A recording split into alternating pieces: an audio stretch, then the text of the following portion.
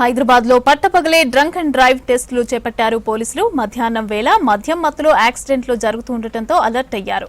ప్రతిరోజు పట్టపగలే 40కి పైగా డ్రంక్ అండ్ డ్రైవ్ కేసులు నమోదవుతున్నాయని తెలిపారు పోలీసులు. ప్రయాణికులకు ఇబ్బందులు లేకుండా స్పెషల్ డ్రైవ్ నిర్వహిస్తామని అంటున్న central zone traffic DCP Srinivas తో రాంప్రసాద్ ఫేస్ టు ఫేస్.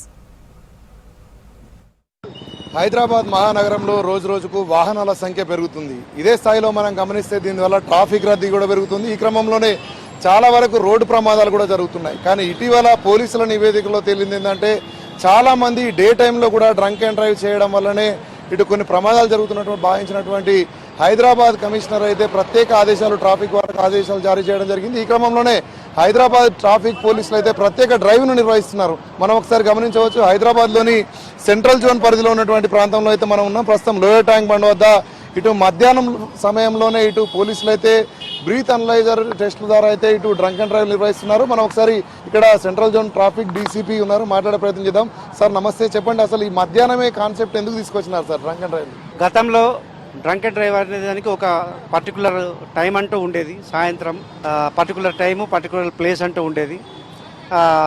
దాంతో కొంతమంది ఎలా తయారయ్యారంటే దానికి కొన్ని యాప్లు తయారు చేసుకున్నారు.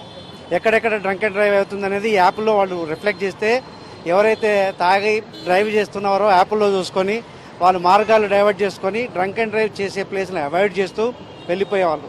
కానీ ప్రమాదాలు మాత్రం ఆగలేదు. సో దీన్ని అవాయిడ్ చేయడం కొరకు, ప్రమాదాలని ఆపడం కొరకు, అమాయకులకు ప్రాణ నష్టం క్షతగాతులు కాకుండా చూడడం కొరకు, ప్రజల యొక్క రక్షణ కొరకు హైదరాబాద్ సిపి గారు శ్రీ సివి ఆనంద్ గారి యొక్క ఆదేశాల మేరకు మేము lightening drunk and drive test అని చెప్పేసి స్టార్ట్ చేశాము. దీనికి టైం అంటూ ఉండదు. డే టైంలో కానీ నైట్ టైంలో కానీ ఎప్పుడైనా ఎక్కడైనా డ్రంక్ అండ్ డ్రైవ్ చేయొచ్చు. తర్వాత దీని ప్రియర్ ప్రిపరేషన్ అంటూ ఉండదు. ఎక్కడైతే ట్రాఫిక్ సిగ్నల్స్లో రెడ్ లైట్ పడుతుందో తప్పకుండా అప్పుడు వాహనదారులంతా ఆగిపోతారు. 50 సెకండ్లు 60 సెకండ్లు, ఒక్కొక్క దగ్గర 70-80 సెకండ్లు కూడా ఆగుతారు. ఆ ఆగిన సమయంలో మా వాళ్ళు చకచక మధ్యలోకి వెళ్ళి బ్రీత్ అనలైజర్స్ పెట్టి చెక్ చేస్తారు. ఎవరైతే తాగి దొరుకుతారో వాళ్ళ మీద చట్టపరమైన చర్యలు ఉంటాయి.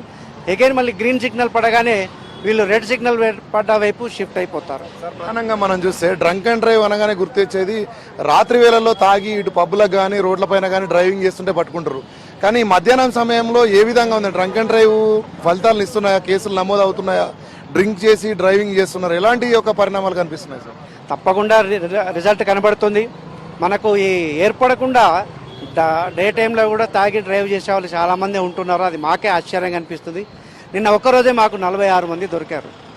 ఒక మా సెంట్రల్ జోన్ అండ్ ఈస్ట్ జోన్లోనే 46 మంది తాగి దొరికారు. అంటే ఇది చాలా సివియర్గా ఉంది ప్రాబ్లం ఇది. కాబట్టే ఎనీ టైం ఎనీవేర్ అనేది మన సిపి గారు సివి ఆనంద్ గారి యొక్క కాన్సెప్టు. దాన్ని మేము ముందుకు తీసుకెళ్తున్నాం. మంచి ఫలితాలు వస్తున్నాయి. ప్రధానంగా మనం చూస్తే డ్రంక్ అండ్ డ్రైవ్లో మీరు 46 మంది దొరికారు అంటున్నారు కదా. సో వీటిలో ఎలాంటి డ్రైవర్స్ ఉన్నారు సార్? మన స్కూల్ బస్సులు ఉంటాయి, కాలేజ్ బస్సులు ఉంటాయి, అదేవిధంగా జనరల్ వెహికల్స్ ఉంటాయి. ఎవరిని మీరు అత్యధికంగా గుర్తించినారు సార్? దీంట్లో మామూలుగా ట్రాన్స్పోర్టేషన్ వాళ్ళు ఉన్నారు, 2 వీలర్స్ ఉన్నారు, ఎక్కువ మంది 2 వీలర్స్ ఉన్నారు. వాళ్ళు ఎక్స్పెక్ట్ చేయరు డే టైంలో డ్రంక్ అండ్ డ్రైవ్ అవుతుందని చెప్పి ఎక్స్పెక్ట్ చేయరు. వర్షాలు పడుతున్నాయి ఓ పక్క, ఎక్కడో దగ్గర రిలాక్స్ అయి ఉంటారు. ఎవరు మనల్ని చెక్ చేయర్లే అని ఒక ధైర్యంతో ధీమాతో వస్తారు వాళ్ళు. ఆ విధంగా దొరికారు. అయితే స్కూల్ బస్సులు మాత్రం ఇప్పుడు దొరకడం లేదు. మేము స్టార్ట్ చేసినప్పుడు ఒక 18-20 మంది దొరికారు ఒకేసారి. ఆశ్చర్యం అనిపించింది. ఆ తర్వాత ఎప్పుడైతే మీడియా ద్వారా అది వైడ్ స్ప్రెడ్ అయిపోయిందో ఇప్పుడు స్కూల్ వాహనాలు మాత్రం దొరకడం లేదు. అంటే మార్పు వచ్చినట్టుగా కనిపిస్తుంది. అంటే స్కూల్ బస్సులతో పాటు ఆటోలు, అదేవిధంగా ఓవర్గా స్టూడెంట్స్ని కూడా ఎక్కిస్తూ ఉంటారు కదా సార్, వాటి మీద ఎలాంటి చర్యలు తీసుకున్నారు? ఓవర్లోడ్ వాళ్ళ మీద రెగ్యులర్గా మా వాళ్ళు చెక్ చేస్తున్నారు. దాని మీద వాళ్ళు కేసెస్ వేస్తున్నారు. రోజుకు 1000-1500 కేసులు బుక్ చేస్తున్నారు. అది కాకుండా అదనంగా only drunk and drive test అనే దాని మీదనే ప్రధానంగా కాన్సన్ట్రేషన్ చేస్తున్నాము. దట్టు డే టైంలో. సార్ ప్రధానంగా మనం చూస్తే నైట్ టైంలో డ్రంక్ అండ్ డ్రైవ్లో దొరికితే కోర్టు వారి యొక్క పర్సంటేజ్ని బట్టి చలాన్లు వేస్తుంటుంది కదా. సో మధ్యాహ్నం దొరికిన వాళ్ళకి ఎలాంటి చర్యలు తీసుకున్నారు? కోర్టు ఏ విధంగా ఆదేశిస్తుంది? మీరు వెహికల్ సీజ్ చేయడం అలాంటి ప్రక్రియ ఏ విధంగా కొనసాగుతుంది?